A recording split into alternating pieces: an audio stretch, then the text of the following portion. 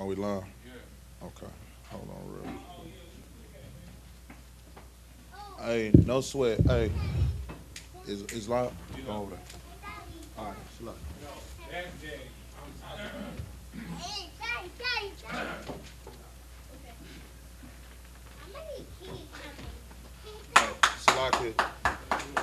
Hey, this is the Israelite School of Universal Practical Knowledge. Start out at 1 West 125th Street, Harlem, New York. Under Commanding General YAHANNA. This is the Tuesday Brotherhood class, man, where we're going to get into these scriptures and we're going to talk about keeping fire for the Most High. Let's go to 2 Thessalonians. Once you got to go ahead and read for me. 2 Thessalonians 2 and 3. Hey, talk to me.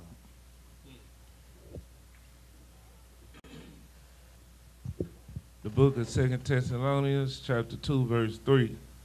Let no man deceive you by any means, for that day shall not come, except there come a falling away first, and that a man of sin be revealed, the son of perdition. Understand this, man. We are at the time where the man of sin is being revealed. And you have to see that.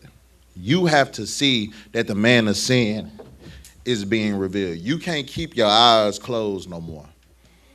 You can't sit here and act like that's not what it is anymore, because it's being shown so clearly that it's right in front of your face, like somebody popping a firework. If you are sitting here telling me that you can't see the man of sin being revealed, your eyes is closed. You on your Stevie Wonder. You on your Ray Charles. Because the man of sin is being revealed. Understand that. What you got, brother? Yeah, and it's crazy because, like, a lot of times before I was in the truth, you try and give people the benefit of the doubt. Right. So, you know, you might see certain traits or certain actions happening of a deceiver, you know, but then you be like, nah, I know this person, you know. But one thing I'm realizing is when you change in the truth, the person you're becoming was the person you already was. That basically, I guess you didn't know you was that person, but you're becoming who you were meant to be. So anything that was showing you these ways, it probably will get more transparent, you know, in the fact that you're aware. Let me tell you something. Something about the man of sin. The man of sin has always been around. Yeah. His people have always been here. Yeah. See, what is the man of sin? What is he going to do? What is he going to? He's going to teach you what? How to do what? Sin. Right. Because he is the son of what? Perdition, right? Yeah. So he's going to teach you how to sin. Is that not being shown right now? See, we know the man of sin here in the I.S.U.P.K. We know exactly who it is.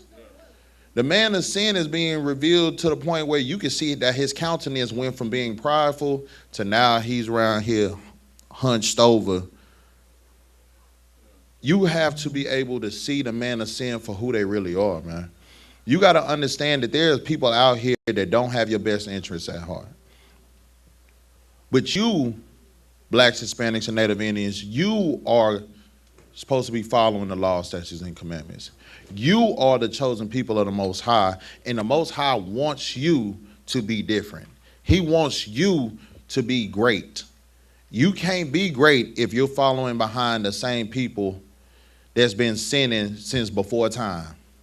The same people who is showing that they don't follow the law, statutes, and commandments. They're showing you right now that they are trying to kill you, unalive you in this world that we're living in. The man of sin is being revealed. Stop having your eyes closed. Stop turning a blind eye to it. Let's drop that out. Let's go to let's go to Ecclesiasticus 12 and 10 in the Apocrypha. Mm-hmm. Okay. Hey, Ecclesiasticus chapter 12, verse 10. Son. Chapter No sweat. Chapter 12. Yes. Okay. Verse what? 10. Okay. This is the book of Ecclesiasticus, chapter 12, verse 10. The preacher sought to find out acceptable words. Oh. Ecclesiasticus and the Apocrypha. Chapter 12, verse 10.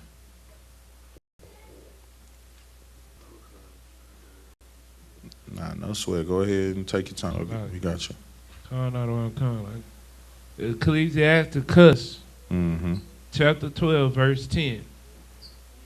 Never trust thy enemy. Never do what? Trust thy enemy. Never do what? Trust thy enemy. The Bible is telling you never trust your enemy. Never trust your enemy at all. See, you know what we done seen? Donald Trump done trusted his enemies. You see what they got us right now. When? Because Donald Trump trusted his friends who turned out to be his enemies. See, blacks, Hispanics, and Native Indians, we need to learn how to start seeing stuff for what it is from afar instead of us having to bump our heads. We done seen all our ancestors trust our enemies to the point where what? We've been destroyed for over 500 years. 400 plus. You understand what I'm saying? The Bible is telling you never trust your enemy. Why? Keep reading. Verse 11. No, never trust your enemy. Okay. Keep reading. Well, verse 10. Never trust thy enemies, for like as iron rusted, so is he wickedness. So is his wickedness. Understand this. Does iron rust right off the bat? Iron takes time to rust, right? It takes a little time. Once it takes a little time, then it starts rusting and stuff. It done went through some water. That's the same thing like your enemy. See, you got to understand your enemy right off the back that he's your enemy. Your enemy gonna wait. It's gonna get real close to you. And once he get real close to you, then he's going to what? He's going to jump out and show you that he's never was for you. Haven't we seen that all our lives? Haven't we seen that with people that was in the neighborhood with us? And then all of a sudden, once you get in trouble, now all of a sudden they disappear? Blacks, Hispanics, and Native Indians, we cannot trust anybody besides ourselves. If you're a black man, Hispanic man, and Native Indian, the only people you need to trust is the 12 tribes of Israel, the people that are in the Israelite School of Universal Practical Knowledge, the people that have morals, the people that go by a code of conduct. See, a lot of people don't have a code. A lot of people are just out here fending for themselves. And you want to know why we're out here fending for ourselves? Because we've learned that from our enemies. Our enemies have taught us to not trust one another. Our enemies have taught us to hate one another. Our enemies have taught us to get over on one another. Our enemies have taught us to unalive one another over color, over being a celebrity, over us having money, over us, period, point blank, anything.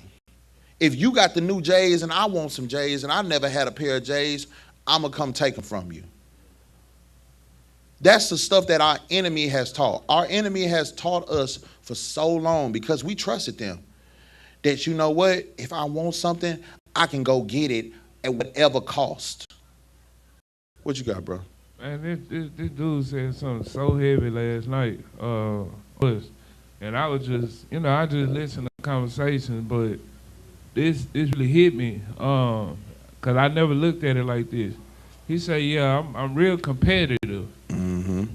But he said when I was younger, I was competitive because I wanted to win. He said, now I'm competitive because I'm trying to learn. Brother? And it was crazy when he said that. He was saying it in the work setting, that basically it was a dude that was better than him. And he told, asked him, let's have a race, But he really was telling his enemy, basically, show me how you do it so I can perfect it and do it better. Right. But that's actually what the oppressor does on the blind eye and on the slick disc. When you in there and you performing at a high level, they'll bring somebody in there that's willing to work for $3 less or $4 less and say, hey, can you train them? You like, well, I'm training them because you know how to do it good. Right. The next thing you know, you X that and he got a cheaper labor cost with the same expertise that you had. Right. He has you training your replacement that's going to work for cheaper. That's what your enemy does. You don't think that happened? Why do you think all these kingpins and drug dealers, what do you think happens when they go to jail and they doing football numbers? The next person is what? In their place. Your enemy has taught you to sit here and be a crab in a barrel or a crab in a bucket. He has taught you to sit here and hate on one another. He has taught you to go away from your laws, statutes, and commandments. He has taught you to go away from your God when your God had nothing but what? Success in your plans.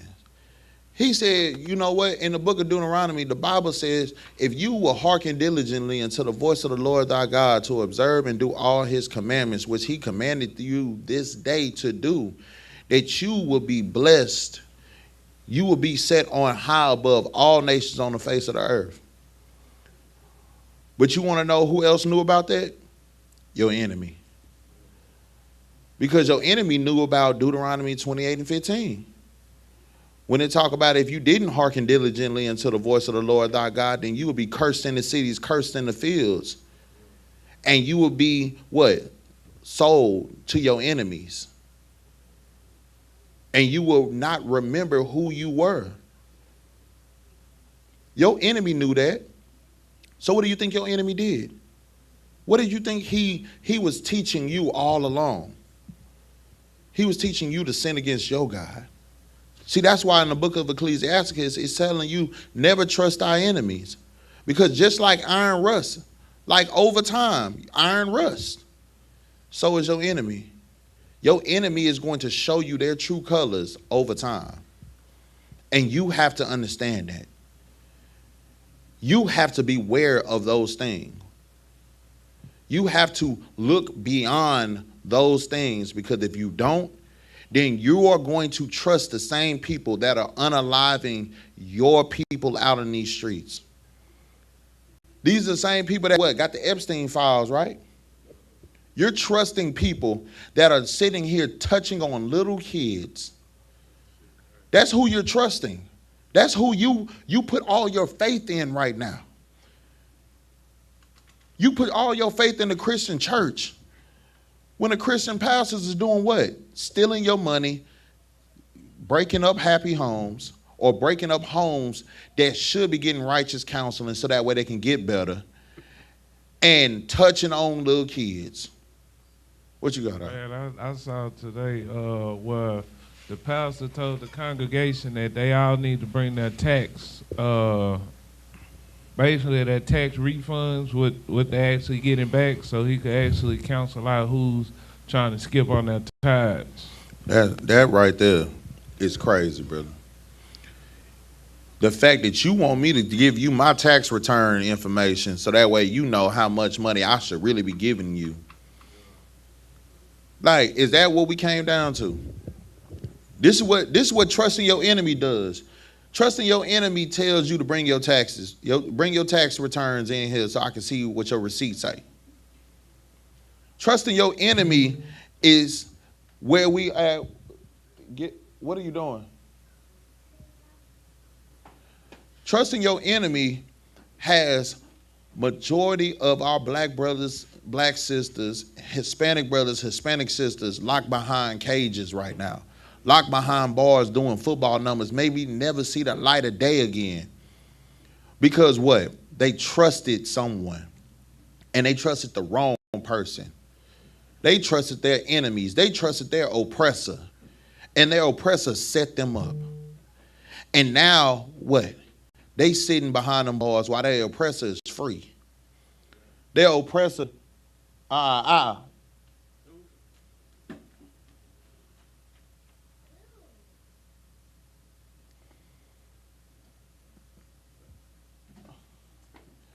their oppressor is sitting here free, and what are we?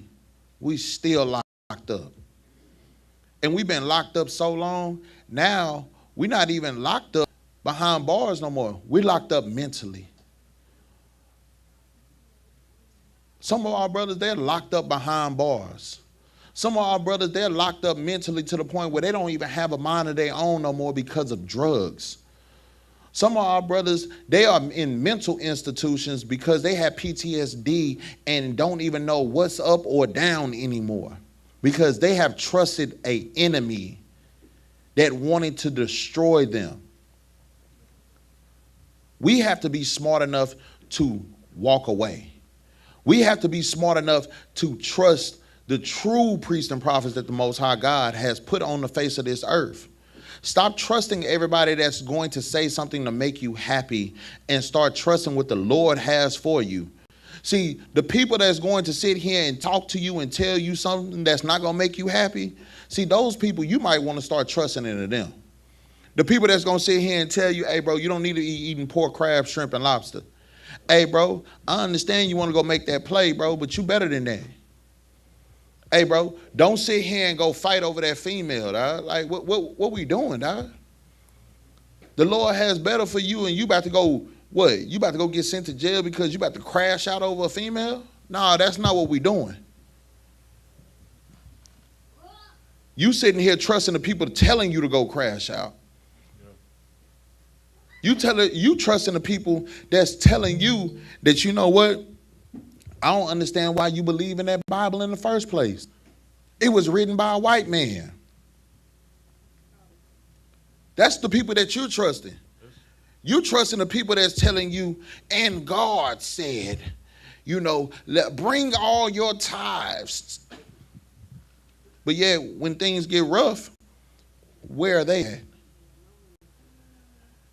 Your pastor riding around in a Bentley or a Cadillac that's candy painted, but you don't even got your lights on at your house because you gave your pastor what? All your money. You done sold a seed of $10,000 to the church, but the church can't even give you $200 for your light bill. You sitting here giving your kids and your children over to these Catholic churches, and what are these Catholic priests doing? Having a way with your children because you're trusting your enemies.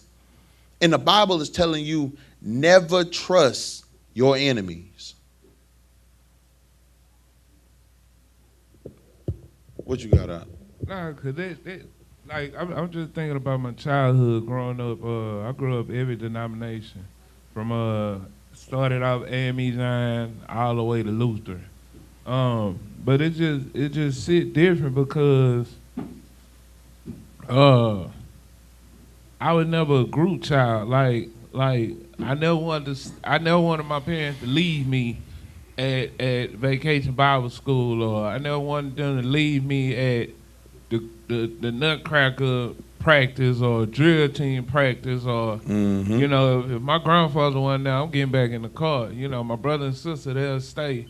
You know, but it's just surreal because what you see as adult being concerned or showing compassion, when you look at it through the truth, man, it really was out of control.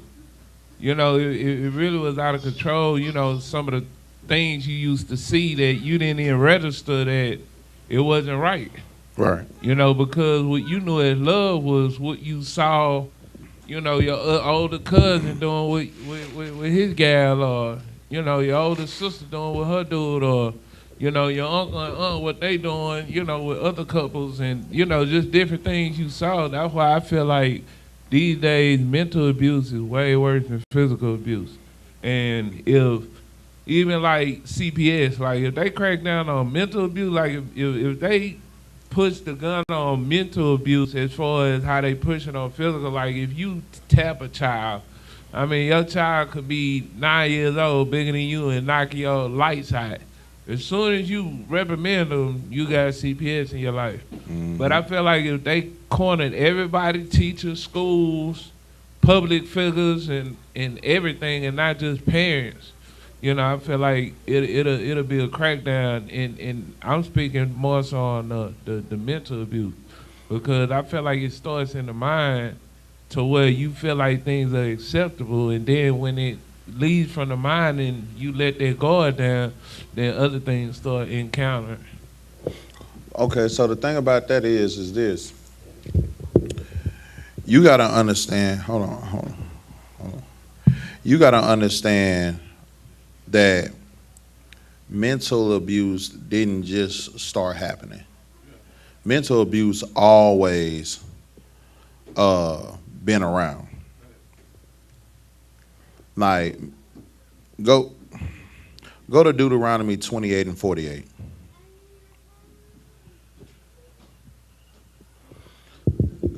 And read what you got once you get there.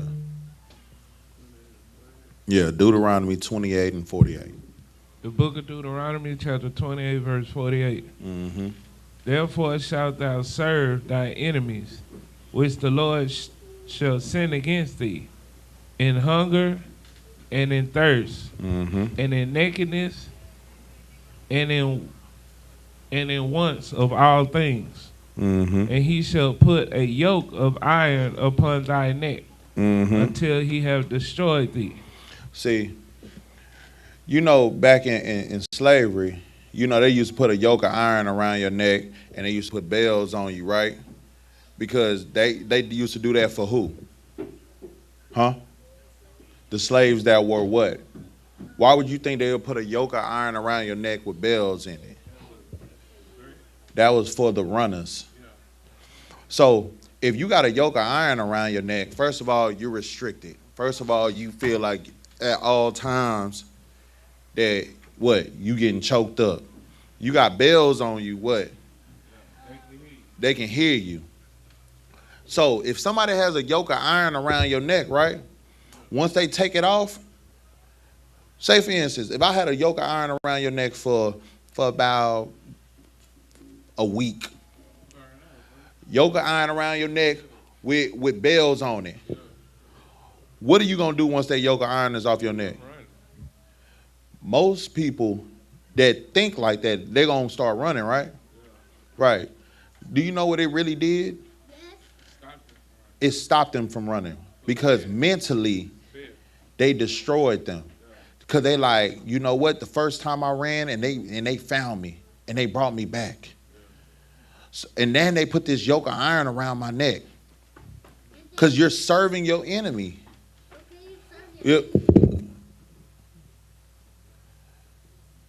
So they put that yoke of iron around your neck and put that bell on you, so that way every time you walk, if you walk a certain type of way, if you talk a certain type of way, like you're hearing the bell ring. So now every time that you are moving or anything, you are cautious of that. You like, oh my God, like they put that yoke of iron around blacks, Hispanics, and Native Indians' necks for so long.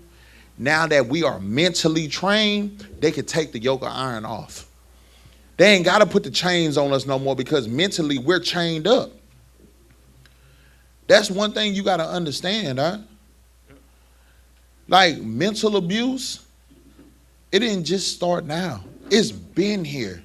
Mental abuse, mentally, they have been messing with blacks, Hispanics, and Native Indians forever. For the longest time. You want to know how? Mentally, what were black people taught to do when they saw a Hispanic?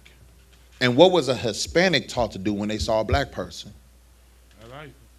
Not like them. Yeah. We're not the same, but we both went through slavery.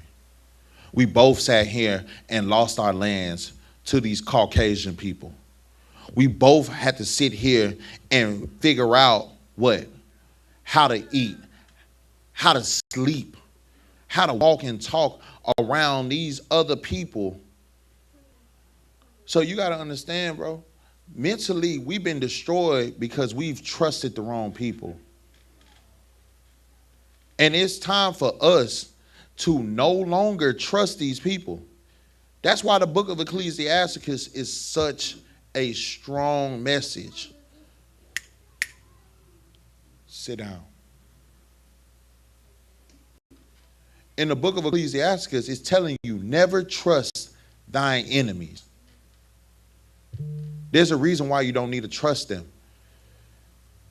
Because they're going to lead you astray. They're going to teach you how to do nothing but wrong and make it seem like it's right. If you want to know what to do and if you want to know what to follow, go to the book of Matthew. Go to the book of Matthew, chapter 5, verse 14.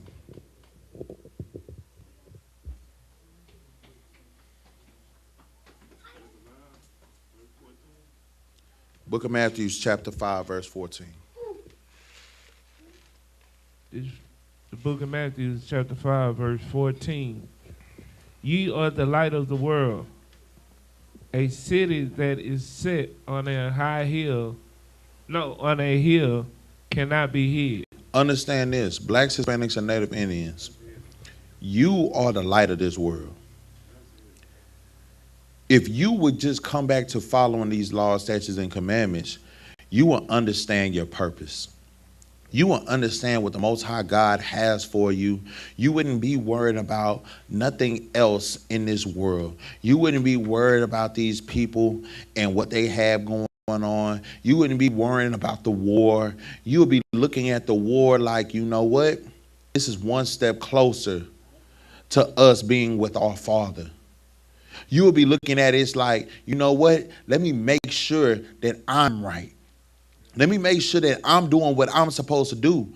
Because if I'm doing what I'm supposed to do, I'm good.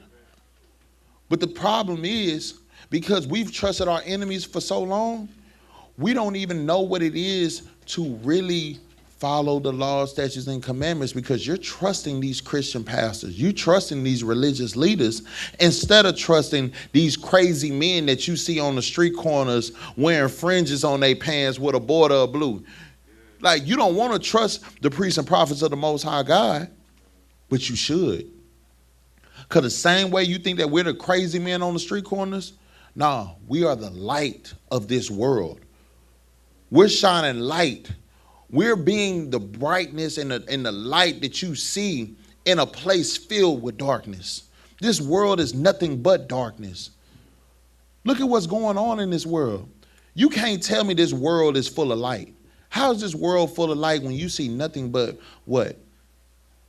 SA going around, people, everybody being sexually abused. Everybody sitting here on drugs. Talking to themselves. Everybody around here talking to themselves because they are what? Doing the self-medication. Everybody sitting here on PCP. Everybody sitting here on that wet. Everybody sitting here on that K2. Everybody sitting here on that heroin, on that white girl as well.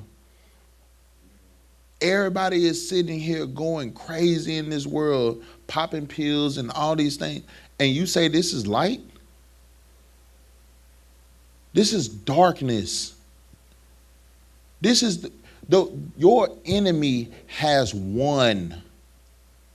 Your enemy has won for so many years, man. And when you see light, it's like being in a dark room for so long. Once you start seeing light, you know what people do when they start seeing light, when they've been in a dark room for so long? They start doing this. Because the light hurts your eyes. So now what you're doing, you're shielding yourself from it. That's what you do when you hear the priests and prophets, the brothers in the I.S.U.P.K. You start shielding yourself from it because you don't want the light to hurt your eyes when you should be walking towards that light. Because that's your Father telling you it's time for you to come out of this darkness. It's time for you to come out the hole. It's time for you to come out of solitary confinement. The Bible is telling you that blacks, Hispanics, and Native Indians, you are the light. When you are following the laws, statutes, and commandments, you are the light. You are like a city on top of a hill that can't be hid. What else? Keep reading. What else did it say? We had my Book bad. of Matthew, chapter 5, verse 14. Okay, I got it. You at 15. Okay. Verse 15. Neither do men light a candle and put it under a bushel, but on a candlestick. Keep going. And it giveth light unto all that are in the house. Understand this, man. You are supposed to be that light that shines. See, we were always, blacks, Hispanics, and Native Indians, we were built to be leaders. We were never built to be followers. We were built to be at the top, never at the bottom. We are only at the bottom because we don't want to follow our God. We are only at the bottom because we follow and trust our enemies. We are only at the bottom because we don't know what it is to stand up for the righteous thing. Not stand up for the wicked thing, stand up for the righteous things. The things that everybody else does not like. What you had, Doc? Cause I was watching, I watch class every day from the different cities, but I was watching the one in D.C., My apologies, it was my apologies, I can't remember his name, but he was speaking on, God don't want everybody. Right. And he'll open certain people's ears and certain people's eyes to get them to realize, or for them to hear what needs to be heard. Right. So with me being a trooper in the school, when I read this scripture, it's basically saying wherever I am, I'm a light. That lights up the house. Meaning anybody around me, they through my walk, they should be able to tell there's something different about that guy. Exactly. But also on the flip end, some people cover, like you said, cover their eyes. Right. But it might be that one person that actually hear. Right. So it's not okay. Cause see, I need to hear that because sometimes I think it's like it's not a right or wrong place to be an Israelite, or it's not a right or wrong place to actually show your culture. But then I was like, well, if he only talking to a certain few, it's like, how do you know those certain few? So the thing about it is, with you being a light, do you turn off at any time? No. Right. So the thing about it is, you're supposed to shine 24/7. And you shining 24/7, some people are going to shield themselves from you. Some people are going to see you and be like, hey, bro, you shining, my boy. Like, hey, what you on, bro? Man, go ahead, spit some knowledge to me. Let me know. What they used to say, what's today's mathematics? That's the craziest thing that people used to say back in the day. But people see that you shining, and they'll either come to you or they'll shield themselves from you. And that's what you got to understand. Right now, I'm bringing the other side of it. I'm bringing the fact that people want to shield themselves from light. But you are supposed to stay that light 24/7, so that way what? The few that see you shining and they like, man, what is he on? Those are the people that the Lord wants. But can the Lord be shown through you if you hide your light under a bushel? Can the Lord be shown through you if you dim your light so that way people don't have to shield themselves from you? Exactly. So never shield your light. Keep your light as bright as it can be. Blind people with your light. Because at the end of the day, that's what the Lord had for you. The Lord wanted you to be a mighty light. He didn't want you to sit here and be a dim light. What did it say? It said that what? Let me go back. It said, neither do men light a candle and put it under a bushel. Keep reading. But on a candlestick. Keep reading. And it giveth light unto all that are in the house. It gives light into what? All that are in the house. So my thing is this: if I put a candle on a candlestick And it brings light to the all that's in the house. Is that a dim light or is that a light? That's a light. That's a bright light. That's a light that that's a light that, you know what? You're gonna be like, hey man, we're only gonna use that light when we want to light up the whole room. We ain't gonna. That's what the Lord is calling you. You know, you want to know what I think about? When I see this, I think about a lighthouse. What is a lighthouse for? That light that goes in a circle around that lighthouse, what is it for? It actually got different functions. What's the functions? To light up the area. Uh-huh. Some is security wise. Some is dealing with the actual planes and the radar system. Uh-huh. But basically, it's to make people aware of that area. It's to make people aware of what? That area. Because it lights up what? That whole area, right? Yeah. And that's what we are supposed to be. We're supposed to be a lighthouse to the people. We're supposed to show people that, hey, you see all this that's going on around here? Yeah. Hey, man, this is covered. This is secure area. Yeah. Hey, just understand that there's a beacon right here. Yeah. And that's what the Lord is asking you to be. He's asking you to be a firm, strong fortress for his people. Be that lighthouse. Don't hide your light under a bushel. Don't dim your light for nobody. Go ahead and keep reading. What's the next scripture? Go to verse 16. What does it say? Verse 16. Well, Matthew chapter 5, verse 16. Let your light so shine before men, that they may see your good works and glorify your Father which is in heaven. Keep going. No, we're going to stop right there. Let your light so shine before men that they may see your what? Your good works. And what? And glorify your Father which is in heaven. And glorify your Father which is in heaven. Bro, let me tell you something. Based off of something that we even had a conversation about, right? Yeah. If I'm supposed to be a light to you, but yet I'm sitting here still rolling up and smoking with you, are you going to see the Most High in me? Why are you not going to see the Most High in me if I'm still doing the same stuff that I was doing before I got the truth? It's not a change. They don't see a change. They don't see a change, right? Yeah.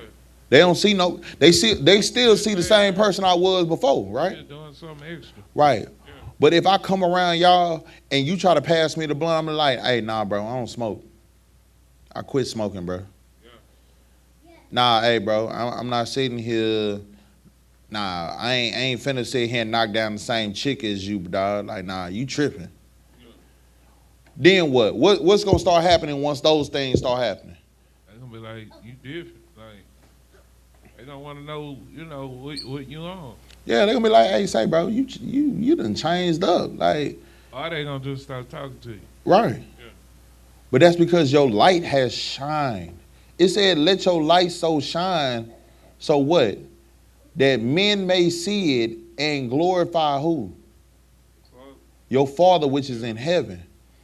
See, so as an Israelite brother, as a brother that knows the truth, as the brother that knows that your Father, the Most High God, has told you to be a light in darkness, has told you to follow the law, statutes, and commandments, has told you to be ye therefore perfect like your Father in heaven is perfect. You letting your light shine like that, you know what that's doing? Hey, turn it down. You know what that's doing? That's weeding out the real from the fake. See, real people understand real things. Fake people want to fit in. Fake people want to sit here and not only dwell within the midst of the fakeness, they want people that's going to be okay with them being fake. And they're going to chill around the people that's okay with being fake. Real people gonna be like, nah, man, if you ain't gonna keep it real with me, we don't even need to talk. Like, don't even come around me if you ain't gonna keep it real with me. And that's what we do here in the Israelite School of Universal Practical Knowledge. We keep it real with one another. If I'm tripping, as my brother, I expect for you to tell me, hey, Salakia, hey, bro, I think you tripping, bro. I don't know what's going on with you, but you're not the person that I've known you to be. And I just want to know, bro, are you all right? Like, is everything good with you? Everything smooth with you, bro? If you don't do that, you don't really love me. You don't love nobody but yourself. And that's the difference between being a light or being somebody that's in darkness. What you got? And that hit heavy, man, because like if you don't keep that mindset, you gotta keep that mindset in here. You gotta keep that mindset at work. You gotta keep that mindset when you just here and there, because the majority of people they switch up, you know, due to the environment of the room, you know. And that's one thing I realized at work. You know, I already been good being a loner, but it's just like if you don't have that mentality, as far as, you know, everybody's not gonna, cause I don't even like to sound real, but everybody's not gonna be me, you know. So with that being said, just I don't know how to put it, like just being around the oppressor and being around the people that are whitewashed, that's not ever gonna see the light, that's not ever gonna even want to hear the truth, you know, is obvious, you know. But when it becomes obvious, it becomes easier to handle because I'm in the truth versus me getting upset and irate and aggressive and feeling like I have to not necessarily prove myself, but staying firm in who I am. Mm-hmm. It's kind of like now being in the truth, and especially having my name, it's like you're held to a whole different standard by the Most High. Yeah. So it's like in being held to this standard by the Most High, is no standard that man on earth can hold me to that's not manageable. That's not. It's not. It's light work. When you got that oil poured on your head, when you took that oath, when you sat here and you said your name 3 times on that prayer, you sat here and told the Lord, look at me. I'm your son. I'm not that person I used to be. I'm your son. And I'm giving that oath to be that new creature. You told your father, look at me. You told the angels, the messengers, start writing down everything that I do. Because everything that I'm doing right now is going to be the report that you send up to my father. That's what you signed up for. So the scripture where it's telling you to be a light and don't hide it under a bushel, because you being a light is what men are going to see. To not only show that you're a changed person, but they're supposed to see what? Their father through you. Yeah. You can't do that if you lukewarm.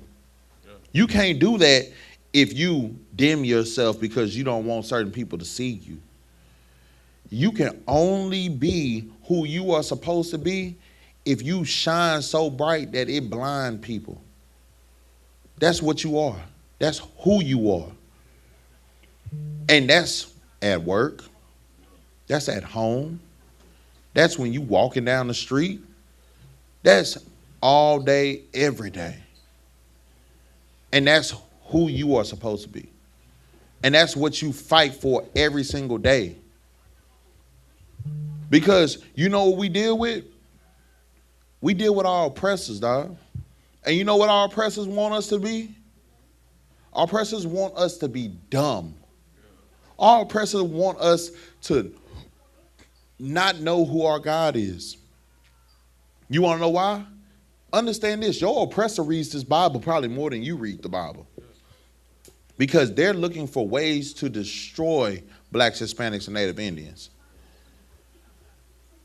If you don't think that what I'm saying is true, I can show you in the Bible that your oppressor does it. Go to Hosea 4 and 6.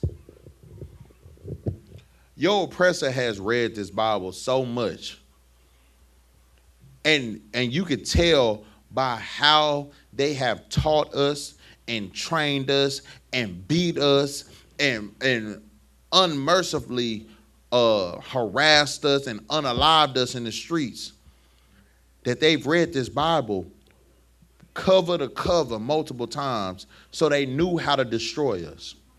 What does the Bible say?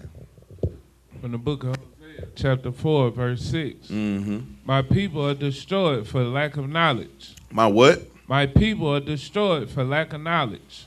Keep reading. Because thou hast rejected knowledge, I will also reject thee, that thou shalt be no priest to me. That thou shalt be what? No priest to me. So you don't think your oppressor has read that in the Bible? You don't think that they're using that against you? It says that what? My people are destroyed from a lack of knowledge. So what do you think your oppressor did when he read that? When it said, my people are destroyed from a lack of knowledge, because thou hast rejected knowledge, I will reject thee, and thou shalt be no priest to me. Seeing that thou hast forgotten the laws of thy God, I also have forgotten thy children. What do you think your oppressor did when they saw Hosea 4 and 6?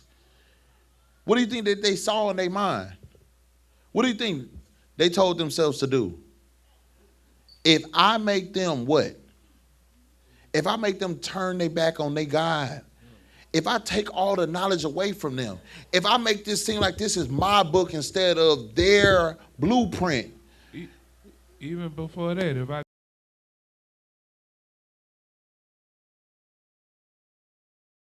if I sit here and take pages out of the book, then I can destroy them because they have a lack of knowledge. What did they used to say? If you want to hide something from a black, Hispanic, or Native Indians, put it in a book. This is what they think about us. This is how your oppressor thinks about you, black, Hispanic, and Native Indian. They're going to destroy you because you have a lack of knowledge. They read this Bible, and you don't understand that your father is sitting here telling you, my people are destroyed from a lack of knowledge. You got to see it from two different ways. You got to see it from the aspect of your enemy that don't care about you, and you got to see it from your father that's telling you, follow me. He's like, bro, my people are destroyed from a lack of knowledge. And because they keep rejecting the knowledge, because they don't want to follow the laws, statutes, and commandments that I've given them, what am I supposed to do? They're like a child. They're like children that don't want to listen to dad's what? His orders.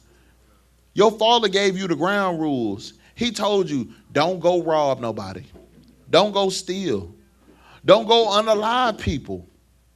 Because when you do those things, you take my hands off of you. Because now you're in the hands of who? Your oppressor. Your oppressor has all the control over you when you stop following your father's laws, statutes, and commandments. You have allowed them to teach you that. Because your father's laws, statutes, and commandments said, don't sit here and do drugs. Don't sit here and sell drugs. Don't sit here and hurt on one another. Don't sit here and do like evil. Because what are the first two commandments? Love the Lord thy God with all thy heart, all thy mind, all thy soul. And the second is of the same of the first. But it's to love your who? Your brother and your sister, your neighbor. As such, right? Are we doing that?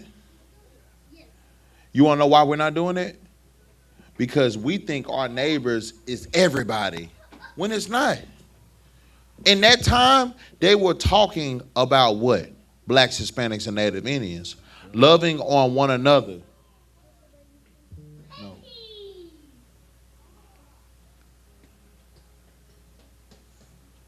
But we have been so destroyed from a lack of knowledge, we don't care to love one another. You know what we care to do now? We care to get over on one another. We have been taught that for so long, man. How do you keep the fire? How do you keep the zeal of the Most High when you've been taught to be destructive? The only way you can keep that is by you following the law, statutes, and commandments. The law, statutes, and commandments is the only way for you to keep your zeal.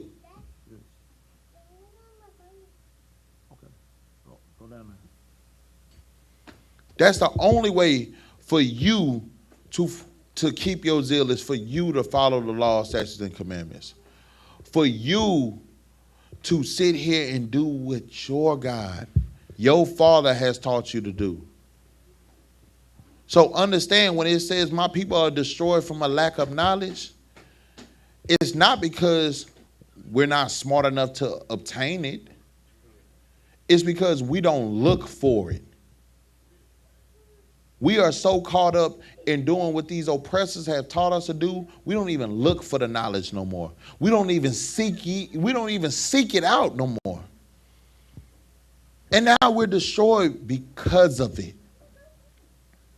Because we are choosing not to be priests of the Lord no more. You know what we're choosing to be? YNs. You know what we're choosing to be? Corner boys. You know what we're choosing to be? Kingpins and drug dealers. You know what we're choosing to be? Night walkers. You know what we're choosing to be? Bad bitches. You know what we're choosing to be? Celebrities.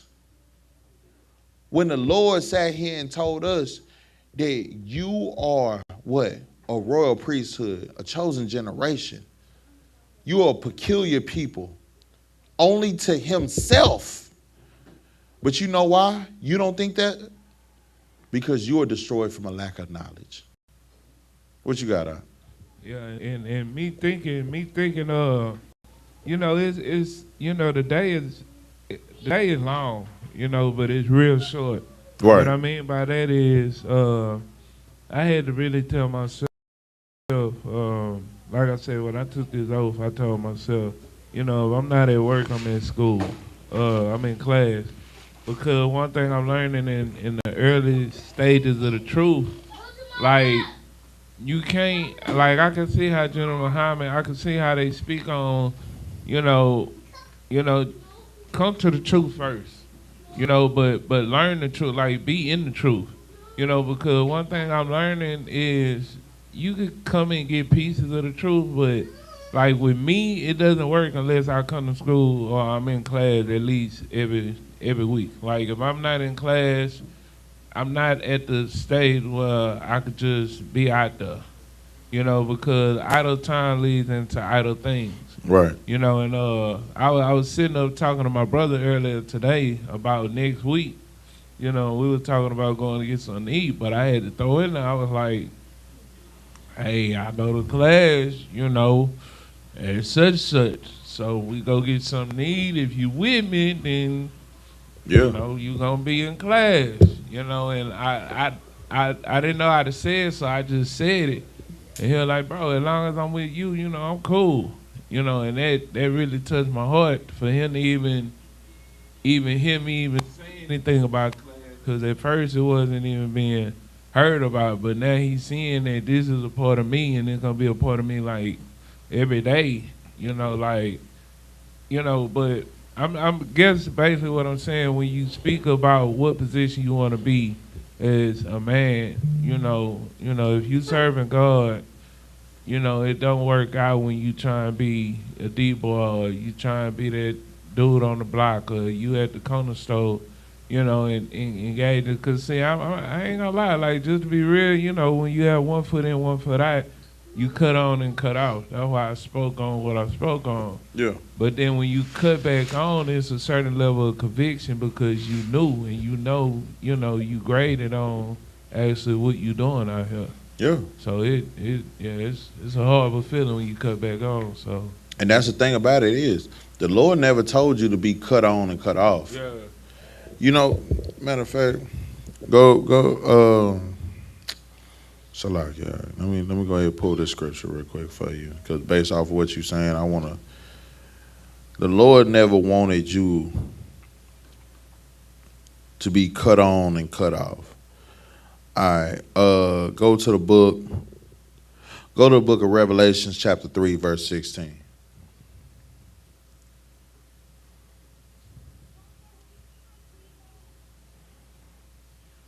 Revelations 3 and 16.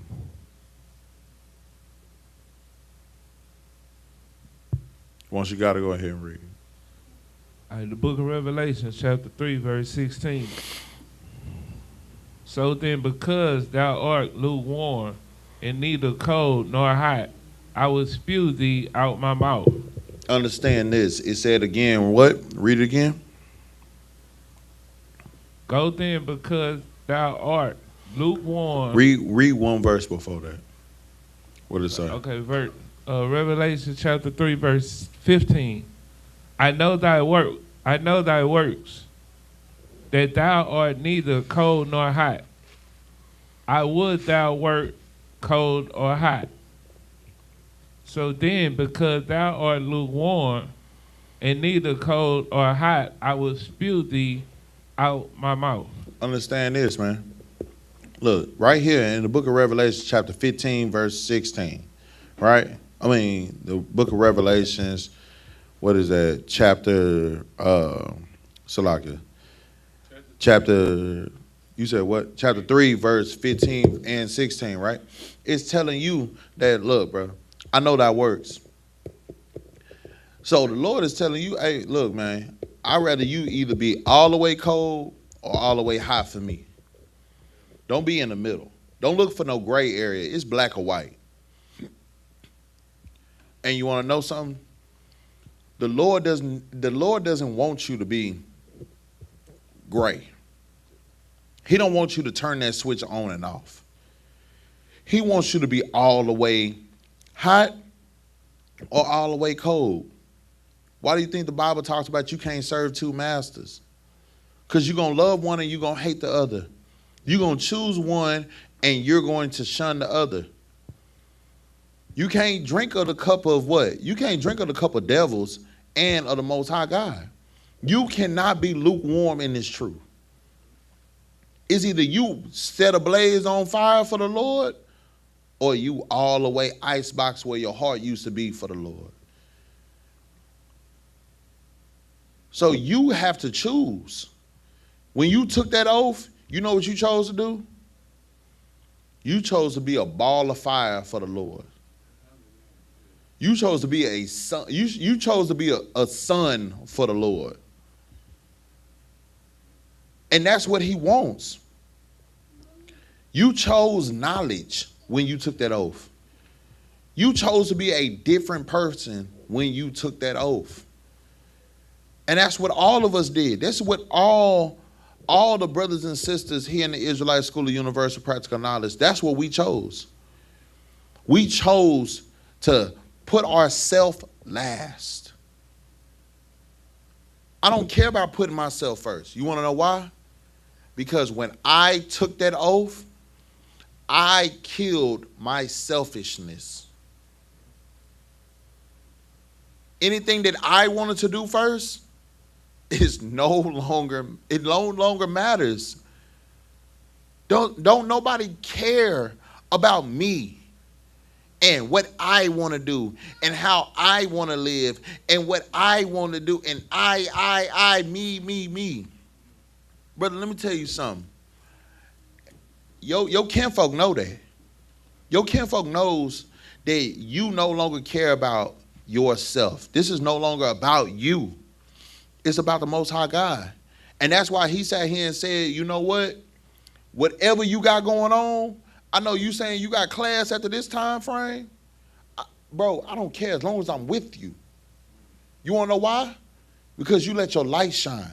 You're showing him, hey, bro, I love you as a family member. My nigga, you my nigga. But I'm going to tell you now, the Most High come first. So we can chill with each other, but when the Most High time comes, I'm putting him before you. You can either come with me or you can stay at home, bro, or you can go do whatever else you want to do. But if you're going to be around me, I'm putting the Lord got this time.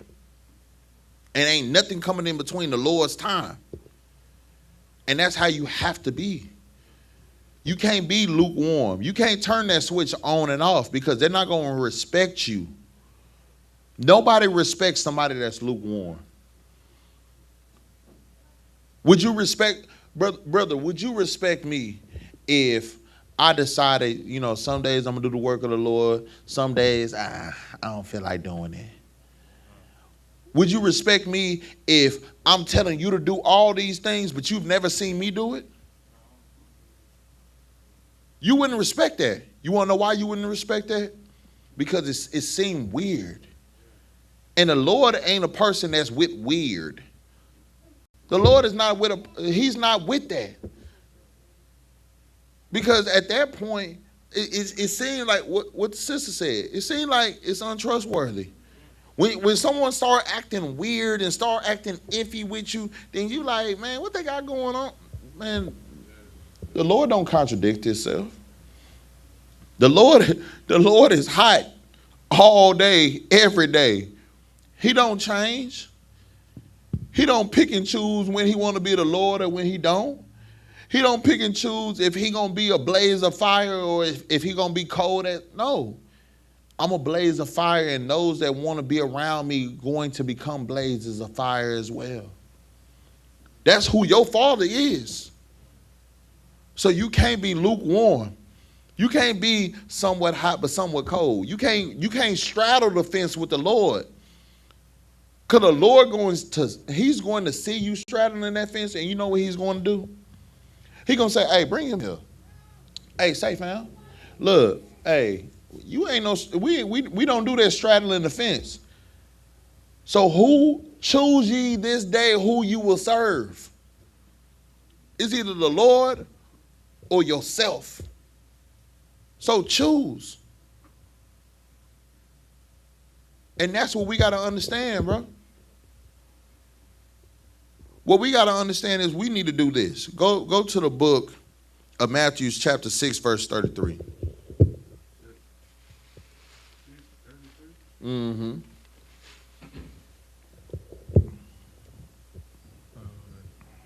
This is the book of Matthew chapter 6, verse 33. Mm-hmm. But seek ye first the kingdom of God. Do what? But seek ye first the kingdom of God. Keep going. And his righteousness. Mm-hmm. And all these things shall be added unto you. Understand this, man. We got to learn how to seek ye first the kingdom of God and all his righteousness. Because once you do that, all these things will come upon you. All these things will be given unto you. If you're not sitting here being lukewarm, if you're not sitting here doing what you want to do for selfishness, and you really seek first the kingdom of God and doing all these things that he said for you to do, then all these things will come upon you. What's up? What you got? You know what else I noticed too, man? When you really rocking with the Lord, you know, a lot of ailments or a lot of things that they say you have to have medicine for, it really go away. Like a lot of fears, a lot of anxieties, a lot of thoughts about what's next or tomorrow, or it's just a lot of things you don't even think about no more. Even like when I go to work, like I don't worry about what's around the corner, or I'm not looking at the time and being like, all right, I gotta walk fast or I gotta do this, because it's like it's a double-edged sword, but it's a double-edged sword of righteousness, meaning, hey, if something do happen, hey, I get my seat first. If something don't happen, hey, I get to serve the Lord the next day. You know, so I don't know. It just hit different. You know, every day when you really truly in your heart walking with the Lord wholeheartedly, 100%, as to the best of your ability. What you got, sis? Grab the mic, turn it on.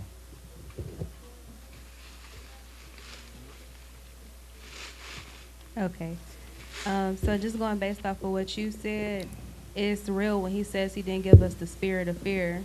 And when he said, give us this day our daily bread, we don't have a reason to worry about anything. And when you start to worry, that means you need to talk to your father. Like, that's it. And I've been having that lately a whole lot. Like, things that I worry about, like, you don't have to worry, because then things start to fall in place. You just got to talk to him and you feel so much better. And then you start noticing how things start turning and working in your favor. You just go to sleep and you wake up and stuff, just you getting phone calls, you getting emails, you getting just random stuff that you didn't even know about. He don't want you to worry. You just be obedient. That's all he wanted us to do, is be obedient. And once you got that, everything else will always fall into place. But as soon as you stop doing what he told you to do, that's when stuff start falling apart, because you looking everywhere but where you supposed to. The thing about it is, this is how you got to look at it. You're on a tightrope. It's just like the Bible story. Jesus is on the water, and he told him, come on, walk to me. Don't look nowhere else. Walk to me. That's like you being on a tightrope, and you got to walk that tightrope, and you have all your balance in the world because you're focused on the goal. That's why when the Bible is telling you seek first the kingdom of heaven, it's telling you, come here. Come here, my child. Don't sit here. Hey, brother, I'll start that. It's telling you, hey, look here. Look at me. Don't look nowhere else. Look here. And when you look here, then everything is good. Because that's where you were supposed to go, right? But when you start looking everywhere else, then what happens? You start falling. You get off track. When it says, seek ye first the kingdom of heaven, and all these things will come upon thee, all these things will be added unto you, it's letting you know, if you trust me, if you sit here and come follow my laws, statutes, and commandments, if you come over here and do what you were supposed to do, then you know what? All these things will change for you. Like you said, brother, all these things will change for you. Like you said, sis, when you trust in the Most High God and you don't worry about where your daily bread is coming from, because you pray to your God. You following the law, statutes, and commandments. You're not doing the same things that you used to do anymore, because your life is not your own, but it's for him every single day. Then the things that are added on to you are the blessings that you were supposed to have from the beginning. You may not have all the things you want, but you have all the things you need. And that's the thing that most people, they fail to realize. See, the Most High God is not the God of wants. He's the God of needs. He's the God of the things that you need in your life. You want $1 million. You want the house. You want the car. You want all these things that the world is telling you is the things to show that you are that nigga. But your father's saying, no. Nah, this world right here, don't set up all the treasures of this world. Nah. Set up the treasures of heaven. Do everything you're doing for your God. You see what I'm telling you to do?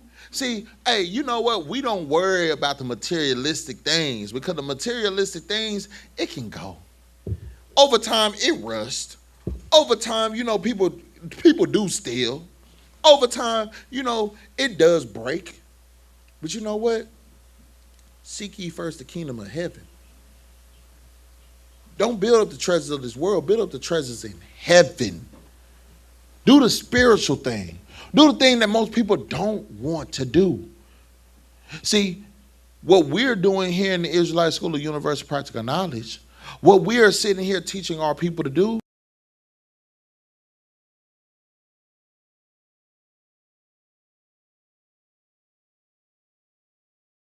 everything that you're doing, don't look for a quick return. Like, it's like doing stocks. It's like doing crypto. You're not putting in your money right now to get a quick return back. You put your money in, you got to let it sit. It go through its high and its lows. When it's at its peak, you be like, ooh, it might be time for me to go ahead and get up out of there. But then you be like, man, hold on, let me wait. Then it go through its low phase, and then you be like, oh, man, see, I knew I should have took that money up out of there. But then out of nowhere, it shoot all the way up something crazy. And then you be like, here's the time. This is the time. But you only get that if you endure. But a lot of people don't care to endure. You want to know why? Because they're looking for the short game, not the long game. And your father, he's looking for the long game. What you got out? Go ahead. And I'm just leave at this. That's how the conversation started. The conversation started over a few dollars. You know, and I told my brother, I got more than a few dollars I could give, but what am I giving it for? Right. So when I spoke to him about what it was for, I said, I can't give it to you, but, you know, send you something to eat, I can send you something to eat. So long story short, it was just crazy because I told him, you know, I said, shit, I'm eating some leftovers. You know, I go to work tomorrow, so I eat at work tomorrow. I really ain't spending, you know, just telling them, you know, what I got going on, you know, and that's how it transpired into next week. You know, we can hang, chill, you know, but I can't give you anything that's going to hurt you or anything that you're going to get self-medicated on or anything of that nature. But that was my first time actually having one of those type of conversations of even caring about, you know, what he was going to use the money for. But I could tell, you know, because you haven't talked to me. So it turned into him saying, what's your schedule? You know, so I know when to talk. Because I told him, don't call me just, you know, when you need something, call me because, you know, I'm your brother. You know, you want to talk. You know, Right. this, did that, and other. So it was just, when you were saying about the wants, you know, we always stay backwards. Well, back in that life, I just think about it, I stayed in limbo because of my wants, you know, and not necessarily my needs. Right. Yeah. And that's the biggest problem. That's the biggest thing when it comes down to blacks, Hispanics, and Native Indians. We live off of wants. We don't live off of needs. And that's the biggest problem. Because my thing is this. I can want. We can go. I'm gonna go down to the smallest little things, right? I can want Chili's tonight to eat, but do I need Chili's? Do I need to go spend money? Exactly, brother. Like, why would I go to Chili's when I got a brother like Tazadak? Like, you know, my wants is go to Chili's. But the things that I need to do is I need to save my money because at the end of the day, there's more things that's going over. There's more things that's going on. Oh, I'm about to go spend $60, $70 to feed my whole family at Chili's, but I ain't pay my Passover fees. Why not save the money so that way I can pay my Passover fees? Shoot, my family got food at the house. We got food. It ain't the thing that we ain't got food. It's the fact that. But what we need to do is what? Save money. What we need to do is what? Do the righteous things. We got to understand that we don't need to go off of our wants. We need to just worry about what the Lord gives us, because that's what we really need. And the only way you're going to start thinking about those type of things is when you seek ye first the kingdom of heaven and all its righteousness. When you start seek ye first the kingdom of heaven and all its righteousness, then all these things will be added onto you. Then all these things will be given unto you. The needs, not the wants. Hey, brother, let's drop that. Let's go to Proverbs 16:3.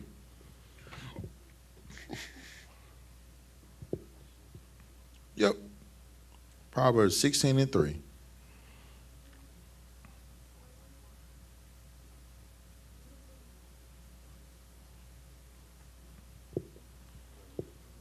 This is right on topic right here. Because this is what we got to learn how to do. We got to stop worrying about ourselves and start being a selfless person. Go ahead and go. Okay, the book of Proverbs, chapter 16, verse 3. Mm-hmm. Commit thy works unto the Lord, and thy thoughts shall be established. What? Commit thy works unto the Lord. Read it real slow, brother. Just commit thy works unto the Lord. Keep reading. And thy thoughts shall be established. Understand this, man. This is something that we got to learn how to do. See, we've learned how to do everything wrong according to the Lord. We've learned how to sit here and what? Sell drugs, do drugs. We've learned how to sit here and be selfish. We've learned how to sit here and do the opposite of what our Father wanted us to do. Now we got to learn how to what? Seek ye first the kingdom of heaven and commit thy works unto who? The Lord. And what happened? Keep reading. And thy thoughts shall be established. And your thoughts should be established.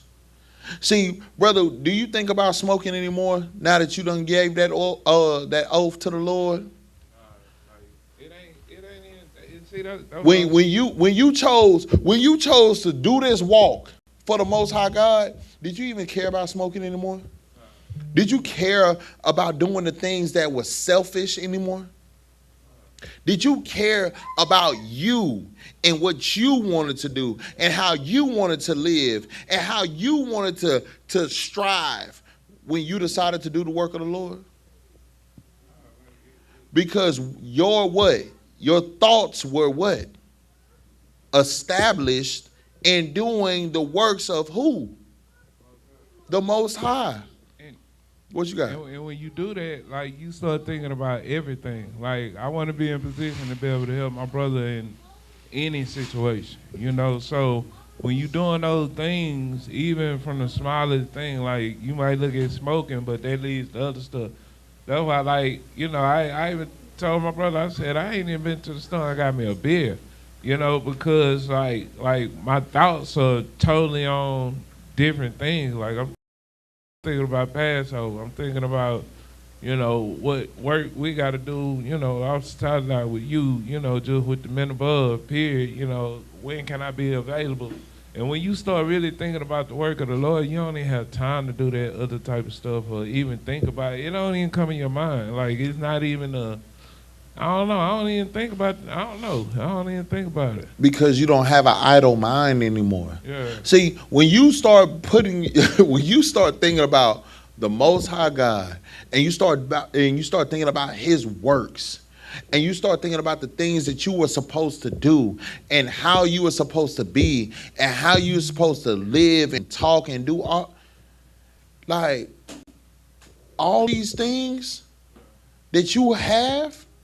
It goes through your mind to the point where you like, bro, I've been slacking for too long. I don't have enough time to sit here and have an idle mind. Because I've been idle long enough. I'm behind the ball. I'm behind the curve. And I gotta catch up because it's so much stuff that I should have been doing for so long that I haven't. Go ahead. It's draining being in that type of cycle. Like it's, I don't know. I feel better. Like I'm dropping weight. Like it's crazy.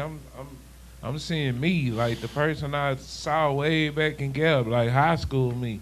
You know, and I like the sight. I like the feeling. I like, how I think, how I move, and it just shows you how tired. Like, man, that old life was just tiring, bro. It was just a constant battle and figuring out how I'm gonna do this tomorrow. And when you ain't thinking about tomorrow in that aspect, it's a beautiful thing. Yeah. Bro, you gotta understand. It's so much. It's so much that you think about. Like, it's so much that you are thinking about when you are sitting here not following the laws, statutes, and commandments compared to when you are. It's like this, bro. When you are following the laws, statutes, and commandments, you get a sense of peace that you normally don't get when you're not. You no longer have to look over your shoulder because you are letting your works be established. You are doing the work of the Lord so much that, bro, you don't have time for nothing else. It says, commit thy works unto the Lord. Brother, when you start committing your works unto the Lord, what does that look like? That looks like anytime somebody asking you, are you available to do a clothing drive, a food drive for your people? Are you available to go to camp? Are you available to show up to class and do shamar? Are you available to show up to class and read? Are you available to show up at class just to participate in the class, to do the work of the Lord? Are you available? You know what that looks like when you commit thy works unto the Lord? It's like, you know what? Are you available? Hey, raise your hand if you're available. That's all it is. Anytime somebody asking you, are you available? You raise your hand. You want to know why? Because you have chosen the Lord over yourself.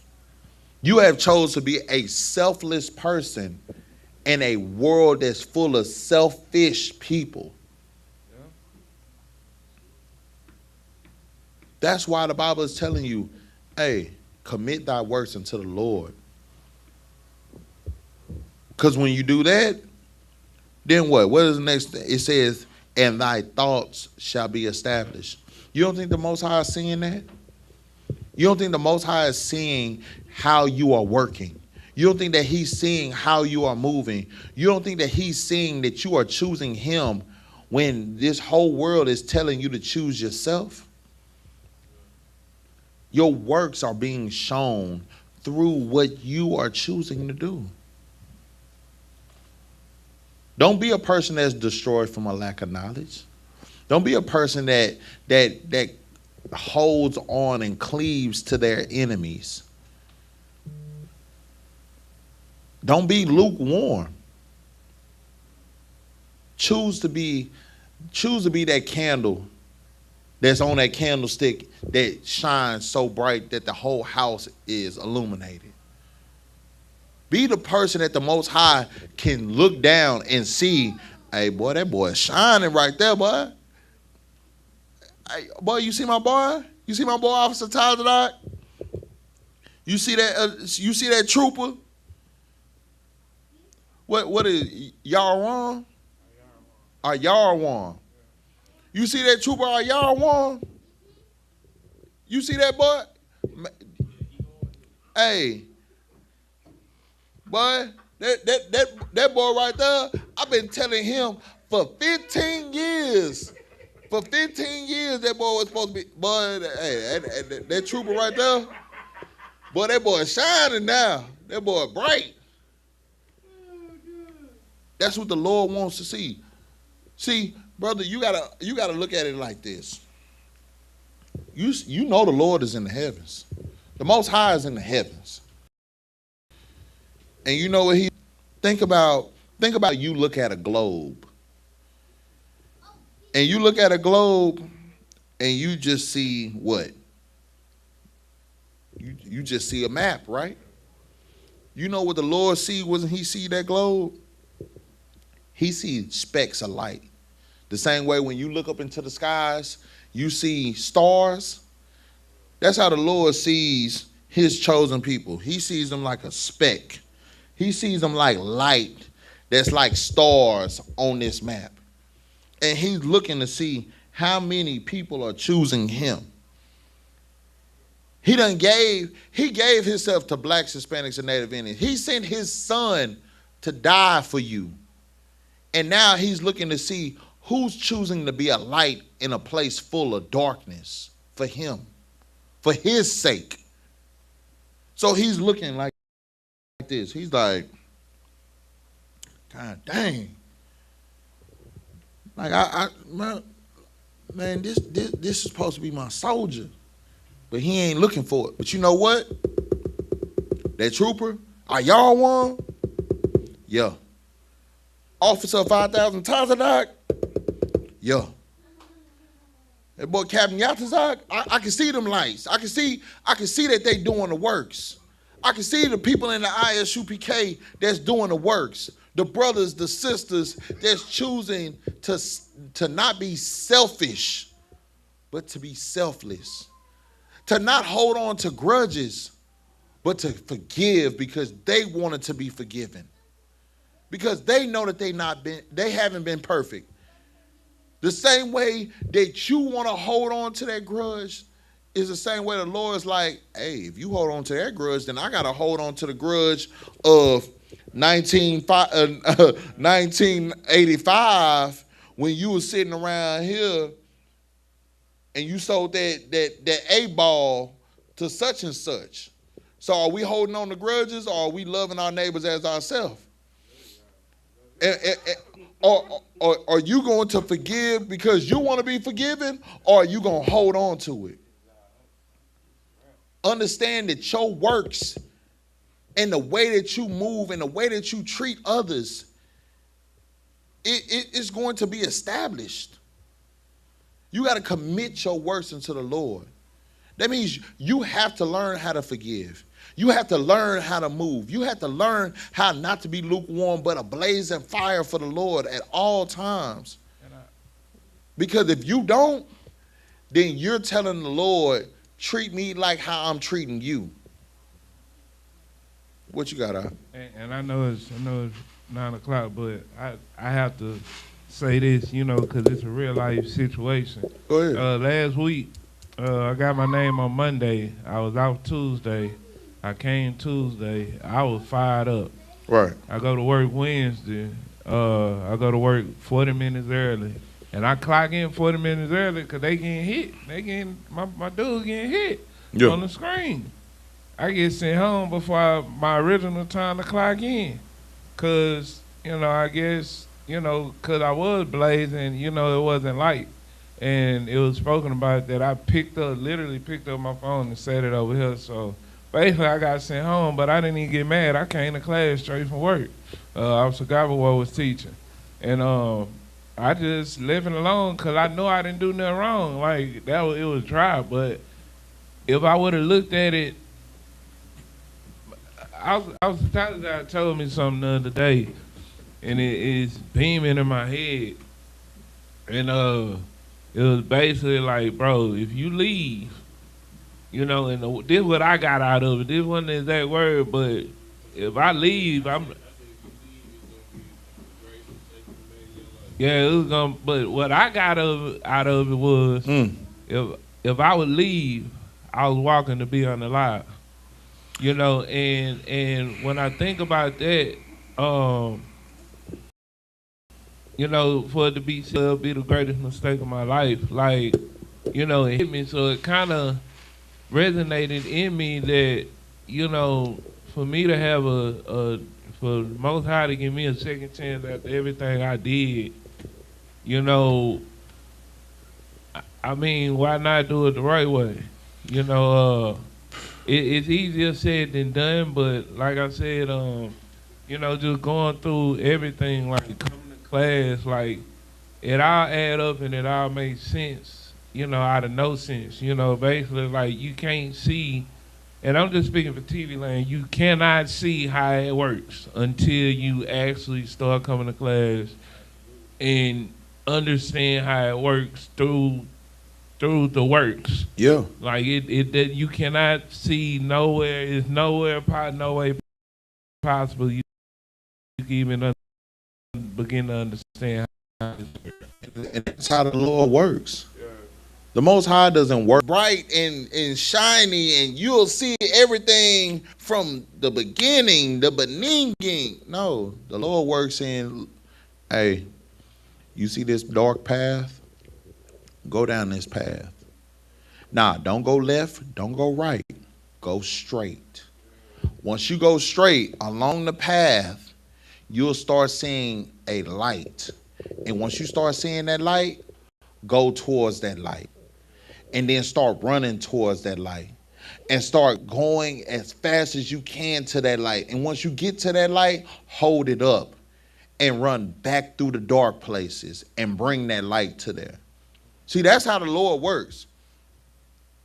That's how the Most High God has always worked. The Most High God wants to know, are you for real about me? Because if you for real about me, then go through this darkness. Go through this. Go through the furnace of affliction to see if you really about me. Because those that not real about me, you know what they do? They start going through the furnace of affliction and start turning around and going back. Hey, brother, that temperature get too hot. But those that are truly about the Most High, you know what they do? They stay the course. And they, what? Walk through that darkness and get to the light. What does the Bible say? Yea, though I walk through the shadow of the valley of death, I shall fear no evil, because who is with me? Because the Most High God is with me. And in that what? The rod and thy staff shall cover me. Comfort me. You got to understand. See, when you are walking that path and you choose the Most High God, you got things that comfort you through it. Is it easy? No. It's never been easy. That's why the book of Ecclesiastes chapter 2 verse 1 says, if you prepare thy soul for temptation, that you are going to be through tests and tribulations, because many men are chosen through what? The furnace of affliction. When you choose the Most High God,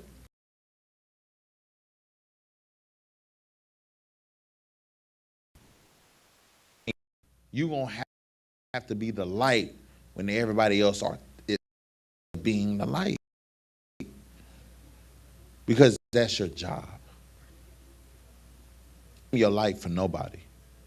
Let your light shine so that way it can illuminate the whole entire house. And keep that light until the day you die.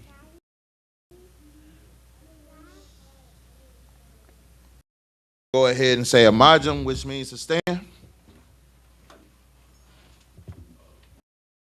You know, in words off the side that I've been, like done got on me.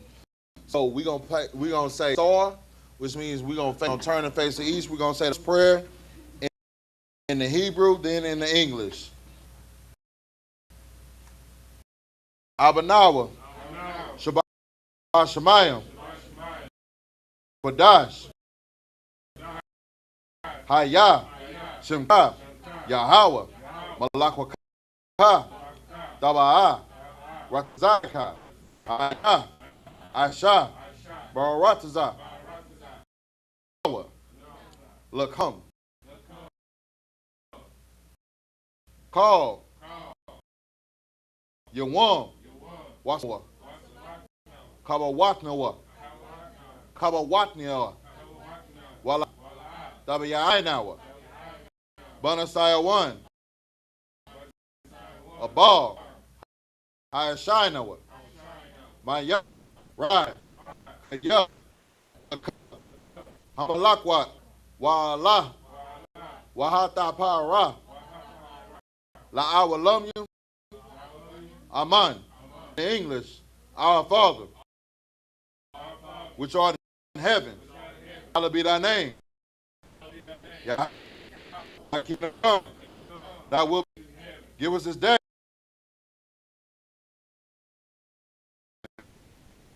Debtors. And lead us not into temptation, but deliver us from evil, from the kingdom and the power and the glory. Sar, which means to face the front. Men of Israel, we're going to give a courtesy salute to sisters. Men of Israel, Majum, Shabbat, Majum, Barak, Yahweh, Ba'ashim, Yahweh, Shah, brother.